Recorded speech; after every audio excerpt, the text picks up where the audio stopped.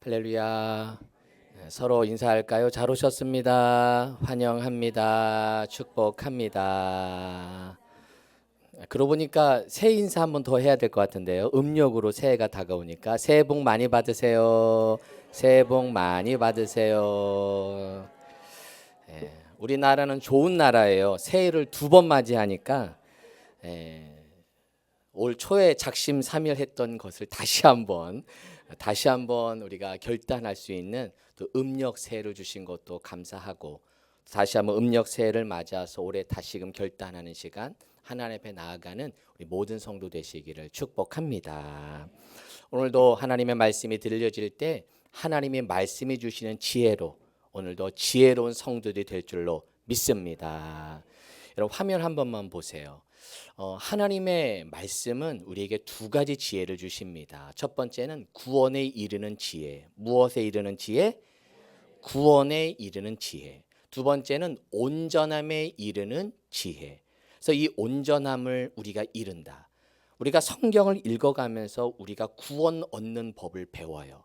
예수 모르는 사람도 말씀을 읽다가, 하나님의 말씀을 읽다가 구원의 길을 깨닫고, 그래서 주님은 계시해 주세요. 계시해 주신다. 뭐 해 주신다? 계시해 주신다. 이 성경을 통해서 우리가 말씀해 주셔서 우리 말씀을 통해 우리는 구원의 길을 배우게 됩니다. 그러면 구원받은 우리들은 또 어떤 지혜가 필요하냐? 하나님의 사람으로 온전하게 되는, 하나님의 사람으로 온전하게 되는 그 길을 이 말씀을 통해 배우는 거예요. 그래서 여기 성경 말씀을 보게 되면 16절에 보게 되면 모든 성경은 하나님의 감동으로 된 것으로 교훈과 책망과 바르게 함과 의로 교육하기에 유익하니. 여기 의로 교육하기에 유익하니가 성경에 보면 각주가 하나 달라요. 다른 사본에는 징계로 번역도 가능해요. 징계. 즉 의로 징계하기에 유익한다. 그러니까 교육을 한다는 얘기는 나로 하여금 때로는 징계하시는, 나로 하여금 깨닫게 하시는, 말씀으로 나를 혼내시는 그런 하나님의 말씀으로 들려질 때 그 말씀이 나로 하여금 하나님의 사람으로 온전하게, 하나님의 사람으로 무엇하게? 온전하게 되는 지혜를 얻게 될 줄로 믿습니다. 오늘 말씀 듣는 가운데 나를 훈계하시는, 누구를 훈계하시는? 나를 훈계하시는, 나에게 말씀하시는, 나를 교육하시는, 나를 징계하시는, 나로 하여금 온전한 사람이 되도록 나에게 말씀하시는 음성으로 들려지기를 소망합니다. 자, 오늘 우리가 읽은 이 마태복음 17장을 보게 되면 이런 소제목이 나와요. 여러분 성경 한번 펼쳐져 있으신가요? 성경 17장 1절에 보면 어떠한 모습으로 변형되시다?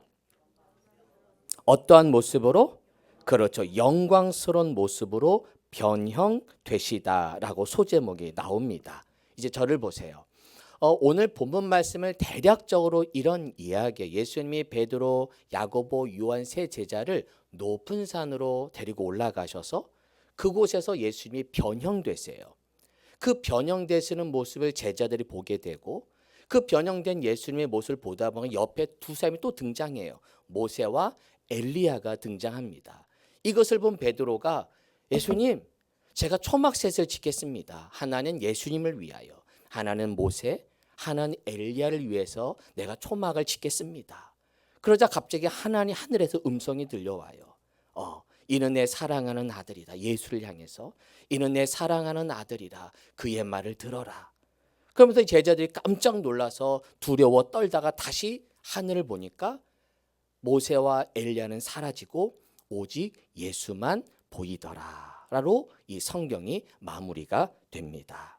오늘 이 스토리를 통해서 우리에게 주시는 하나님의 메시지를 함께 찾아보려고 하는데요. 자, 먼저 1절, 2절을 먼저 눈으로 한번 보세요. 엿새 후에 예수께서 베드로와 야고보와 그 형제 요한을 데리시고 따로 어느 산에 올라가셨더니? 높은 산에 올라가셨더니. 여러분 성경에 보면 뭔가 높은 산에 올라가면 뭔가 일이 일어나요. 그러니까 산이 등장하면 여러분 성경을 볼 때 뭔가 산이 등장하다, 뭔가 높은 산에 올라가셨으면 뭔 일이 일어나나 보다라고 생각하고 성경을 보셔야 돼요. 예. 그 세 명의 제자들도 그 성경 지금 나오는 모세와 엘리야도 다 산과 관련돼 있는 거 아세요? 모세가 율법 10계명을 받을 때 어느 산에 올라가셨어요? 시자로 시작해요. 시내산. 그렇죠.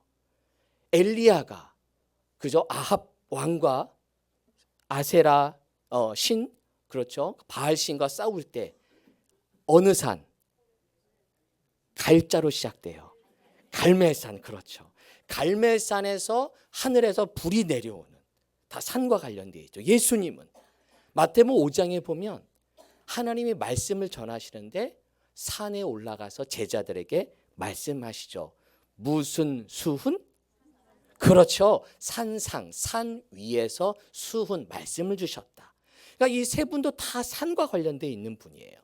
그러니까 뭔가 높은 산에 올라가면 뭔 일이 일어나요.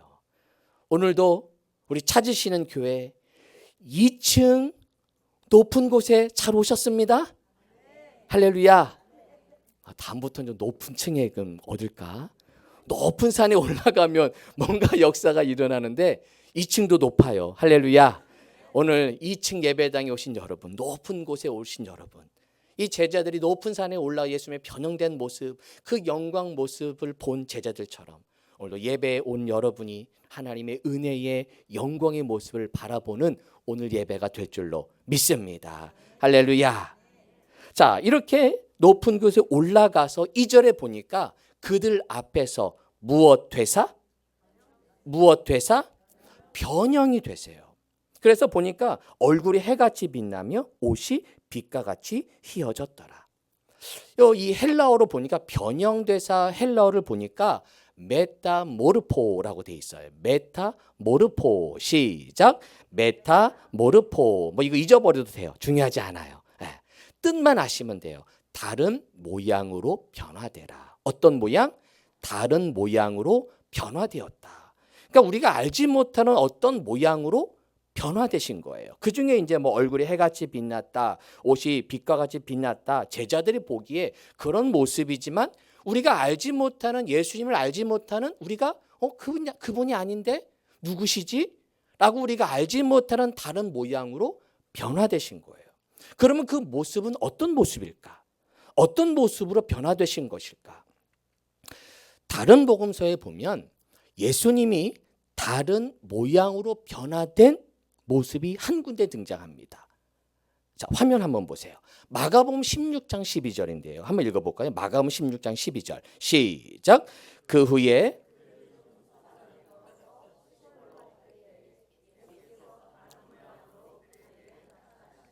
자, 마가복음 16장은 마가복음은 16장밖에 없어요. 그러니까 마지막 장이란 얘기는 예수님이 부활하시고 이제 승천하시기 전에 부활하신 다음 모습으로 제자들을 만나는 장면. 즉 예수님이 부활한 다음에 부활한 소식을 제자들이 못 들었어요. 예수님이 죽은 이야기만 들었지 예수님이 부활한 이야기를 들었지만 믿지 못하자 제자들이 다 고향으로 돌아갑니다. 예루살렘에 있던 제자들, 주님을 따랐던 제자들이 다 흩어져요. 그때 두 명이 시골로 내려갑니다. 이 본문이 누가복음에 보면 누가복음에 더 자세히 소개되는데 우리가 잘 아는 엠마오로 가는 제자 기억나세요? 엠마오로 가는 제자가 이 이야기예요. 두 제자. 그 시골은 엠마오를 가리켜요. 엠마오로 가는데 그때 주님이 나타나셨어요.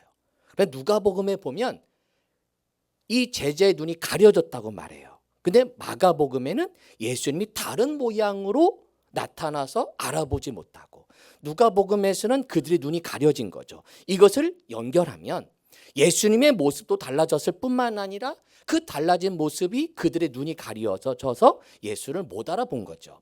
그러다가 예수님이 이야기를 성경 말씀을 이야기하고 너희들 예수님이 있을 때 뭐라고 말했어? 그가 뭐라고 대답했어? 계속 설명해요. 잘 듣긴 들었더라고. 대답만 해요. 그래도 못 알아봐. 그러다 예수님이 잠깐 멈춰봐. 너 배고픈 것 같아. 그래서 떡을 떼고 축사하고 떡을 떼고 그들이 밥을 먹은 다음에 눈이 떠졌어요. 뭐를 먹은 다음에?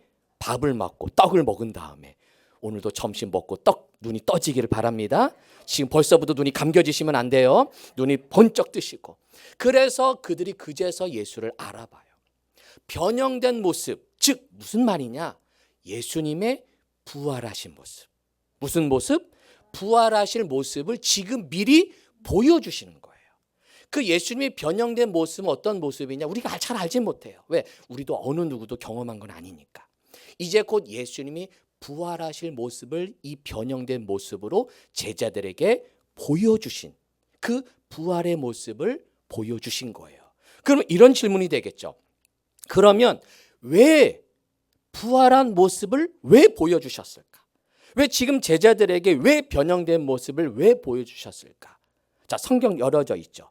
16장, 마태복음 16장 그 앞에 16장 21절 16장 21절 마태복음 16장 21절 펼쳐져 있으세요? 읽어볼까요? 시작. 이때로부터 예수 그리스도께서 자기가 예루살렘에 올라가 장로들과 대제사장들과 서기관들에게 많은 고난을 받고 죽임을 당하고 제3일에 살아나야 할 것을 제자들에게 비로소 나타내시니. 여기까지. 자, 지금 예수님이 베드로의 신앙 고백 다음에 지금 예수님이 이 이야기를 하시니까 제자들이 잘 보세요. 예루살렘에 올라가는 거 들었죠? 고난당하는 거 들었어요. 죽임당하는 것까지 듣고 이때 제자들이 그 다음에 뒤에 안 들려. 왜? 예수님이 죽으신다고? 내가 따르는 스승이 죽는다고? 죽으면 안 되지. 죽으면 안 되지. 그래서 22절에 보니까 베드로가 예수를 붙들고 항변하죠. 예수님 죽으면 안 돼요. 뒤에 제3일에 살아나야 하리라는 들리지도 않은 거예요. 여러분 그럴 때 있지 않아요? 내가 듣고 싶은 것만 들려. 그럴 때 있지 않아요? 분명히 다 얘기했는데 듣고 싶은 것만 듣고 딴소리해. 지금 베드로가 이런 모습이에요. 제3일에 살아나야 할 건 들리지도 않았어. 주님이 고난다고 죽는다고? 안 돼요 예수님. 근데 주님은 부활하신댔거든요. 그거를 이들이 잊고 있으니까 다시 17장에 내가 부활할 거야. 다시 살아날 거야. 그러니 나를 믿고 나를 따라와라. 너희도 변화될 거야. 너희도 영광스러운 모습으로 달라질 거야. 지금의 모습이 아니라, 지금의 여러분의 육체의 모습이 아니라 새로운 몸, 새로운 모습, 다른 모습으로 우리를 변화시켜 주실 거야. 할렐루야. 여러분의 모습이 마음에 드세요? 우리의 육신의 모습 마음에 안 들어요. 아무리 해도 마음에 안 드니까 이거 칠하잖아요. 아무리 예뻐도 열심히 칠해. 다 마음에 안 드는 거죠. 우리의 그런 모습이 아니라 영광스러운 모습, 다른 모습, 우리가 알지 못하는 그 영광스러운 모습으로 하나님이 내가 보여줄 것, 너희도 그렇게 될 것이다. 할렐루야.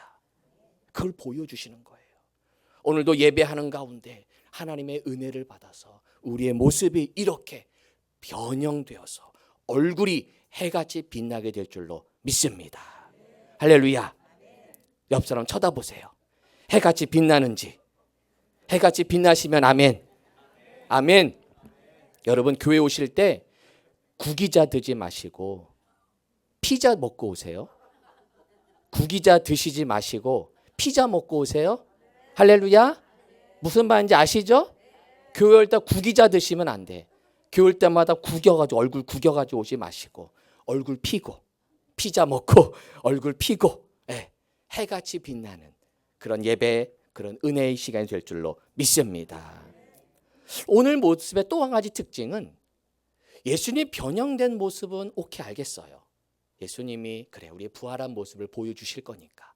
근데 여기에 모세와 엘리야가 등장한다는 거예요. 자, 3절 보세요. 성경 보세요. 3절. 그때의 모세와 엘리야가 예수와 더불어 말하는 것이 그들에게 보이거늘. 모세와 엘리야가 등장합니다. 왜 등장했을까? 모세는 무엇의 대표라는 거예요? 그렇죠. 율법의 대표. 엘리야는 선지자의 대표, 예언자들의 대표. 즉 모세와 엘리야를 등장시킴으로 인해서 수많은 바리새인들, 율법학자들, 서기관들이 예수를 공격했거든요. 뭐라고? 너는 율법을 폐하러 온 사람이다. 너는 율법을 어기는 그런 예수를 가리켜 너는 율법을 어겼잖아. 넌 예언의 말씀을 계속 무시하잖아. 그렇지만 예수님은 아니죠. 아니야. 나는 율법을 완성하러 온 분이야. 나는 하나님의 예언을 성취하러 오신 분이야.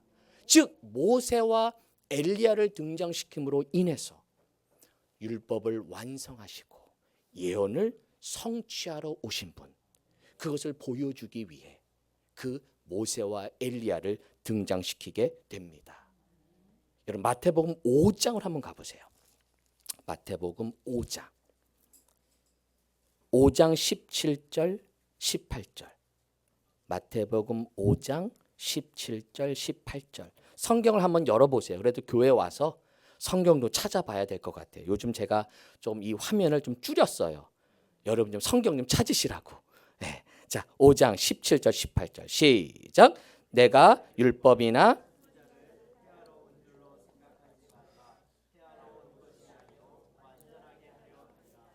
진실로 너희에게 이르노니 천지가 없어지기 전에는 율법의 1.1획도 결코 없어지지 아니하고 다 이루리라. 할렐루야. 율법과 선지자를 폐하러 온 것이 아니라 뭐하러 왔다? 완전하게 이루기 위해, 예언도 이루기 위해 오신 그 예수 그리스도, 그것을 보여주기 위한 예수님의 지금 이 화면, 즉 모세와 엘리야를 등장시킨 이유예요. 자, 다시 마태복음 17장으로 다시 넘어가 보세요. 17장, 마태복음 17장 다시 넘어가 보시면 3절을 다시 한번 보시면 모세와 엘리야가 예수와 더불어 말한대요. 우리가 이 본문만 보면 마치 이제 저를 보세요. 예수님이 계시고 모세가 있고 엘리야가 있고 같이 앉아서 이런저런 이야기하는 것으로 본문을 해석할 수가 있어요. 예수님도 앉아 계시고 모세도 있고 엘리야도 있고 더불어 그냥 덕담 나누는, 이야기 나누는. 근데 그렇지 않아요. 여기 잘 보시면 모세와 엘리야가 예수가 계시고 예수와 더불어 말한다. 여기서 말하는 것을 강의하는, 즉 예수님이 위에 계시고 엘리야와 모세와 엘리야를 가르치는 모습인 거예요. 같이 평상에 앉아서 이야기하는 게 아니라 예수가 더 높은 위치에서 마치 모세와 엘리야를 강의하는, 가르치는 그 모습으로 보셔야 돼요. 이 모습으로 보면서 그걸 이렇게 봐야 되는데 이 베드로는 이것을 생각하지 못했어요. 그래서 4절 보세요. 10장 4절. 4절에 보시면 베드로가 예수님과 모세와 엘리야를 보자 초막셋을 짓겠대요.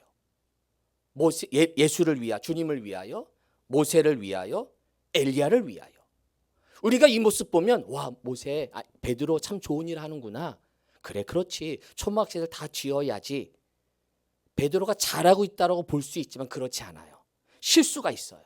왜? 예수님을 모세와 엘리야를 같은 급으로 보고 있는 거예요. 베드로 생각은 예수님도 그냥 모세 같은 사람이야. 예언자 중에 하나야. 여전히 그 생각을 가지고 예수님 위해서도 하나 짓고 모세를 위해서도 하나 짓고 엘리야를 위해서 내가 짓겠습니다. 베드로 생각은 그거거든요. 그러자 하나님이 갑자기 나타났어요. 아니야. 베드로 그거 아니야. 그러면서 5절 보세요. 말할 때의 호련히 빛난 구름이 그들을 덮음에 구름 속에서 소리가 나요. 하나님의 음성, 성부 하나님이 나타나요. 이는 내 사랑하는 아들이요. 이가 누구예요? 그렇죠. 예수님이 내 사랑하는 아들이고 내 기뻐하는 자니까 너희는 그의 말, 그가 누구예요? 그렇죠. 예수의 말을 들어라. 예수의 말만 들어라예요. 예언자, 선지자 중에 너희들이 모세를 높이 평가하고 엘리야를 높이는 거 좋아. 그러나 그는 그 아래야. 예수가 더 높은 분이니 그의 말을 들어야지. 초막을 짓는다는 얘기는 최고의 대접이에요. 유대인들은 누가 오면 초대를 해서 내 집으로 초대해서 식사 대접을 했어요. 그게 최고의 예우인데 이거보다 더 큰 예우는 손님이 온 손님을 따로 초막을 지어줘요. 따로 집을 하나 지어줘요. 그곳에서 식사할 수 있도록. 지금 똑같이 주님, 모세, 엘리야를 똑같은 급으로 본 것을 하나님은 노하세요. 아니야. 예수가 더 위야. 그가 내 사랑하는 아들이고 내 기뻐하는 자는 오직 예수야. 그의 말을 들어야 돼. 이것을 잘 표현한 그림이 있어요. 그림. 오늘 우리 청년들은 이 그림만 기억해도 좋아요. 설교 다 잊어버려도 돼. 이 그림 하나만 기억하고 돌아가면 오늘 성경 말씀이 다 이해가 돼요. 요거는 산치오 라파엘로가 그리스도의 변모라고 그린 그림인데요. 이 그림을 한번 잘 보세요. 원래 이 라파엘로가 이 그림을 그릴 때 이 라파엘로가 젊은 나이 37세에 죽었다 그래요. 근데 저 위에만 그리고 밑에는 못 그렸대요. 그래서 그의 제자 줄리아 로마노라는 사람이 밑에 하반부를 그리면서 이 산치오 라파엘로의 그리스도의 변모라는 그림이 완성이 됩니다. 자, 이 그림을 잘 보면 세 개의 층으로 구성된 걸 보여지죠. 위에, 중간, 맨 아래. 세 층으로 구성이 돼요. 상층을 보시면 제가 확대해 드릴게요. 상층에 보시면 예수님이 계시고 모세와 엘리야가 공중에 떠 있는 것을 봅니다. 삼각형 모양으로 그려져 있죠. 누가 맨 위에 있으세요? 예수님. 보니까 덩치도 더 크죠. 그렇죠. 그러니까 여러분이 저 중세시대 그림을 보면 그 속에 신학이 들어있어요. 그러니까 예수님이 더 크게 보여지고 높이 있죠. 그러니까 우리가 보통 같은 평상에 있는 게 아니라 예수가 저 위에 계셔요. 또 한 가지, 모세와 엘리야가 있는데 누가 모세고 누가 엘리야일까요? 누가 모세고 누가 엘리야일까요? 모세는 십계명 뭐를 받았어요? 돌판을 받았죠. 돌이 조금 무겁지 않아요? 이 사람이 모세 아닐까요? 느껴지죠? 그렇죠. 예, 뭔가 돌판을 들고 있는 저게 모세죠. 그리고 엘리야는 뭔가 말씀을 들고 있는 예언서, 하나님의 말씀. 그렇죠. 그게 엘리야로 보여지죠. 이렇게 엘리야와 모세는 무엇인가 들고 있죠. 그런데 예수는 들고 있어요, 안 들고 있어요? 율법도 필요 없죠. 왜? 그분은 하나님이시니까. 그분이 그 로고스, 말씀이니까. 다른 인간들은 뭔가 내가 아니, 나는 인간이기 때문에 뭔가 필요하지만 예수 그리스도는 아무것도 필요 없죠. 그분이 하나님이고 그분이 로고스 말씀이고 그분이 하나님이시기에 그 말씀을 주신 분이기 때문에 뭔가 들고 있을 필요가 없어요. 아무것도 필요 없어요. 그렇죠. 그러면서 제자들에게 지금 뭔가 이야기하고 있는, 그걸 지금 보여주고 있는 모습. 중간 부분 보세요. 3명의 제자가 등장하죠. 뭔가 잠에서 깨어난 듯한, 눈을 비비고 있는 듯한 모습이죠. 이게 누가복음에 보면 똑같은 본문이 마태, 마가, 누가복음에 나오는데 누가복음에는 예수님의 변화를 언제 일어나냐? 기도하러 산에 올라가세요. 누가복음은 기도가 등장해요. 기도하다가 주님이 변화되시고 제자들은 기도하다 꾸벅꾸벅 졸다가 변화된 모습을 뭐지 하면서 보다가 보니까 예수님 변화된 모습. 졸다가 깨어난 모습. 주무시더라도 높은 산에서 주무시기를 바랍니다. 할렐루야. 졸더라도 교회에서 조는 우리 친구들이 귀여워요. 네. 졸아도 힘들어도 예배당에서 졸다 보면 은혜 받게 될 줄로 믿습니다. 자, 옆에 한번 보세요. 성경에 등장하지 않은 2명이 등장해요. 성경 오늘 스토리 속에 등장하지 않은 이 모든 광경을 제3자의 관점에서 보고 있는 사람들이 등장해요. 이 사람 누굴까? 이 라파엘로가 무슨 생각으로 이것을 그렸을까? 제가 이렇게 검색하고 찾아보니까 이 학자가 그런 얘기하더라고. 2명인데 무릎 꿇고 있는 모습이래요. 그런데 2 중에 1명은 라파엘로고 화가고 또 1명은 그림을 요청한, 이 그림을 요청한 어떤 요청자가 아닐까. 라파엘로에게 이 그림을 그려달라, 그리스도의 변모를 그려달라, 뭐 그런 이야기를 합니다. 뭔가 저 모습을 바라보고 있는 제 3자의 모습을 보게 되죠. 자, 이제 하단 한번 볼게요. 하단을 보니까 산 위에서 내려온 이후에 귀신 들린 한 아이를 아버지 어머니가 제자들에게 데려오는데 제자들이 못 고쳐요. 그래서 예수님이 내려오자마자 난리 난 거예요. 밑에서 제자들이 못 고치니까. 그래서 예수님이 그를 데려와라, 믿음 없는 자여, 이러면서 그를 고친 이야기가 하단에 나와요.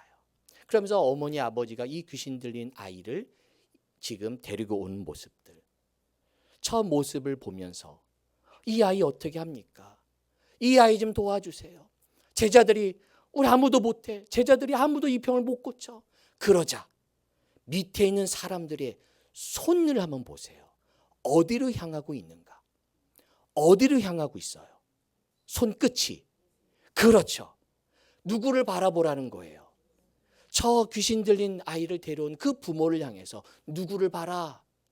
누구를 봐라? 대답 좀 해주세요. 누구를 봐라? 예수를 봐라. 예수 외에는, 예수 밖에는 그 아이의 병 고칠 능력이 없다. 저 예수를 바라보라 라고 하면서 저 예수를 향해 가리키고 있는 모습. 그래서 오늘 본문도 17장 8절 보세요. 17장 8절. 제자들이 눈을 들고 보매 오직 누구 외에는 아무도 보이지 아니하더라. 예수만 남아요. 모세, 엘리야 다 떠나 사라져 버리고 마지막에 남는 분은 누구? 예수 외에는 아무도 보이지 아니하더라. 똑같은 본문 누가복음에 보면 오직 예수만 보이더라. 누구만 보이더라? 예수만 보이더라. 우리의 신앙의 대상은 누구예요? 예수님이에요. 누구 보러 오셨어요? 친구 보러 오셨어요? 동창 보러 오셨어요? 사람 보러 오셨어요? 아니죠. 누구 보러 오셨어요? 예수 보러 오시는 거예요. 밥 먹으러 오셨어요? 윷놀이 하러 오셨어요? 아니잖아요. 우리는 예수 보러 이 자리에 온 줄로 믿습니다. 우리는 예수만 보고 가면 돼요. 다른 거 보지 마시고 예수 보고 예수만 남으셔야 돼요. 저는 바랍니다. 오늘 예배 마치고 돌아가실 때 척사대회가 은혜롭게 끝나야 되는데 이게 또 싸움이 되지 말아야 되는데 걱정하지 마요. 상이 다 있죠? 네, 회장님 맞아요? 상 다 있어요? 상 다 있대요. 할렐루야. 은혜로운 교회예요. 네, 다 들고 가실 거니까. 모두가 다 상을 받을 거니까. 우리가 돌아갈 때는 예수만 남게 되는, 예수만 내 마음에 모시고 여러분 가시기를 축복합니다. 왜 자꾸만 교회 가고 돌아갈 때 밥이 맛이 없었네, 밥이 질었네, 짰네, 이게 중요하지 않잖아요. 그렇죠. 누군 친절하지 않았네, 이런 게 중요하지 않아요. 우리가 하나님 앞에 나아갈 때마다 우리는 예수만 보이면 됩니다. 예수가 본질이고 예수가 우리의 구원을 주신 분임을 믿습니다. 이런 속담이 있죠. 물에 빠진 사람 구해주니까 무엇 내놓으라고 한다고요? 보따리 내놓으란대요. 하나님이 구원해 주셨는데 10원 달래. 구원해 줬다니까 100원 달래. 아니 구원해 주시면 됐지. 하나님의 은혜를, 나를 죄사해 주시고 나를 용서해 주시고 그 은혜를 여러분 누리며 나아가기를 축복합니다. 마태복음 7장. 마태복음 7장 한번 열어보세요. 앞으로 몇 장만 넘어가면 돼요. 마태복음 7장. 마태복음 7장 13, 14절. 마태복음 7장 13절, 14절. 읽어볼까요? 시작. 좁은 문으로 들어가라. 멸망으로 인도하는 문은 크고 그 길이 넓어 그리로 들어가는 자가 많고 생명으로 인도하는 문은 좁고 길이 협착하여 찾는 자가 적음이라. 이 말씀 잘 보세요. 좁은 문으로 들어가라. 그럼 내가 복을 줄게. 좁은 문으로 들어가라. 내가 선물 줄게. 있어요, 없어요? 없어요. 좁은 문으로 들어가라. 내가 너 형통하게 해줄게. 있어요, 없어요? 없어요. 근데 우리가 신앙생활 하면서 좁은 문으로 들어가면 뭔가 얻을 것만 생각해. 그리고 오지 않으면 하나님 안 계시네? 하나님 나 서운하게 하네? 그게 아니죠. 좁은 문으로 들어가는 그 자체가 의미예요. 좁은 문으로 들어가는 것, 왜? 그것이 무엇으로 인도하니까? 생명으로 인도하니까. 좁은 문으로 들어가는 그 자체가 나에게 은혜예요. 좁은 문으로 들어가시면 돼요. 그게 하나님의 은혜고 그게 축복이에요. 그 좁은 문으로 들어가는 것이 우리의 십자가의 삶이고 그게 고난이에요. 그게 우리의 신앙이에요. 우리 주님은 여러분에게 행복을 주지 않아요. 여러분에게 행복을 주지 않아요. 그거는 거저 오는 거예요. 그냥 오는 거예요. 행복을 하나님이 약속하지 않았어요. 좁은 문으로 들어가라. 아무도 가지 않는 길. 예수 믿으면 행복하면 다 예수 믿게요. 좁은 문으로 들어가는 그 자체, 협착하지만 생명의 길이기에 우린 좁은 길을 걸어갑니다. 여러분 16절 보세요. 16절. 열매로 그들을 안대요. 좁은 문으로 들어간 다음에 열매 이야기를 하세요. 여러분 여기서 열매를 우리가 착각해요. 내가 노력해서 얻는 열매라고 생각해. 아니에요. 열매로 그들을 안다는 얘기는 뭐냐면 17절에 보면 이와 같이 무슨 나무마다? 좋은 나무가 이미 좋은 나무가 된 거지 내가 좋은 나무가 되려고 하는 게 아니에요. 내가 이미 좋은 나무가 하나님이 은혜해 주셔 내가 좋은 나무가 그냥 되는 거지 여러분이 좋은 나무가 되려고 노력하면 안 돼요. 여기서 보시면 좋은 나무가 아름다운 열매를 맺는 거지 나쁜 나무가 아무리 노력해도 좋은 나무가 되지 않아요. 좋은 열매를 맺지 못해요. 이미 좋은 나무가 돼야 돼요. 이것은 하나님의 은혜예요. 로마서 3장 23절 모든 사람이 죄를 범하였으면 하나님의 영광 이르지 못하죠. 우리는 다 죄인이에요. 주님의 은혜로 우리를 구원해 주셔서 좋은 나무가 되게 하셨죠. 그 좋은 나무가 된 우리들로 하여금 내가 그냥 살아가는 것, 내가 일상을 걸어가는 것, 그냥 내 삶이 열매가 맺혀질 거예요. 우리는 자꾸만 좋은 열매를 맺으려고 하다 보니까 내가 힘들어, 지쳐. 21절 보세요. 21절. 그래서 너는 이미 좋은 나무야. 좋은 나무가 되려고 하지 마. 좋은 나무가 되려고 하다 보니까 자꾸만 주여 주여를 외쳐. 나 좋은 나무예요. 나 거룩한 나무예요. 그러니까 22절. 선지자 노릇하려고 그러고요. 귀신을 쫓아내려고 그러고요. 많은 권능을 행하려고 그래요. 내가 좋은 나무가 되려고 하니까. 여러분 우리는 하나님은 그거 원하지 않으세요. 넌 이미 좋은 나무야. 넌 이미 내 백성이야. 내 사랑하는 자녀야. 무엇을 해서가 아니라 무엇을 노력해서가 아니라 내가 하나님의 자녀로서 하나님의 은혜 받은 백성으로서 이미 나의 그 백성을 여러분 누리는 우리 성도 되기를 바랍니다. 여러분의 애씀, 헌신은 그냥 하나님의 자녀로서의 그냥 행위예요. 그것이 여러분의 공로가 돼서도 안 되고 그것이 여러분을 나타내는 것이 돼서도 안 돼요. 선지자 노릇하고 귀신을 쫓아내고 주의 이름으로 많은 권능을 행했어도 23절 보세요. 불법을 행하는 자들아 도무지 너를 알지 못한다. 하나님은 그 행동을 원하지 않으세요. 그냥 하나님 앞에 나와 예배하는 것, 그냥 나 존재를 받아주시는 것, 우리 연약한 우리를 받아주시는 그 하나님의 사랑 안에 여러분 녹아지게 되기를 축복합니다. 베드로가 초막 셋을 지으려고 하죠. 주님 원하지 않아요. 너 왜 셋이나 져? 나를 위해만 지으면 돼. 왜 셋이나 지으려고 그래? 왜 너 잘났다고 셋이나 지으려고 그래?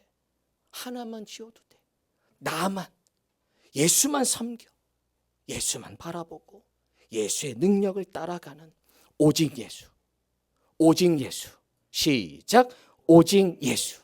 오직 예수만 보이는, 오직 예수만 의지하는, 나는 그런 능력이 되지 않습니다. 우리는 그런 힘이 없는 교회예요. 하지만 우리 교회는 오직 예수만 바라보며 갈 겁니다. 우리 모든 성도님들 오직 예수만 남는, 늘 교회 와서 헤어질 때마다 예수만 남게 되는 예수만 남게 되는, 예수만 보이더라, 예수만 남게 되는 우리 모든 성도 되시기를 주님의 이름으로 축원합니다. 기도하겠습니다. 우리 함께 기도하실 때 하나님, 예수만 보이는 믿음 갖고 싶습니다. 초막새 지으려고 하지 않겠습니다. 그냥 예수만 바라보며 예수를 위해서 내 마음에 초막 짓고 예수만 바라보며 살겠습니다. 우리 믿음의 신앙을 한번 돌아봅시다. 자꾸만 다른 것 보지 마시고 믿음 생활하면서 다른 것 신경 쓰지 말고 오직 예수, 오직 은혜, 오직 십자가, 그 십자가 주신 그 은혜를 기억하며 우리 한 걸음 한 걸음 믿음으로 걸어가시기를 바랍니다. 함께 기도하실 때 하나님, 내가 오직 예수만 남게 되게 하여 주시고 오직 예수 외에는 보이지 않더라. 우리 눈을 열어주시고 우리 눈을 때로는 가려주셔서 보이지 말아야 할 것은 보이지 말게 하시고 봐야 할 예수, 만나야 할 예수, 은혜 받아야 할 예수만 보여지고 남아지게 하여 주옵소서. 그런 믿음을 허락해달라고 우리 조용하게 묵상하며 하나님께 기도합니다. 하나님, 내가 보여야 할 것은 오직 예수입니다. 오직 예수만 보여지고 예수로 인하여 만족하고 예수로 인하여 감사하는 우리 모든 성도들 되게 하여 주옵소서. 예수님의 이름으로 기도합니다. 아멘.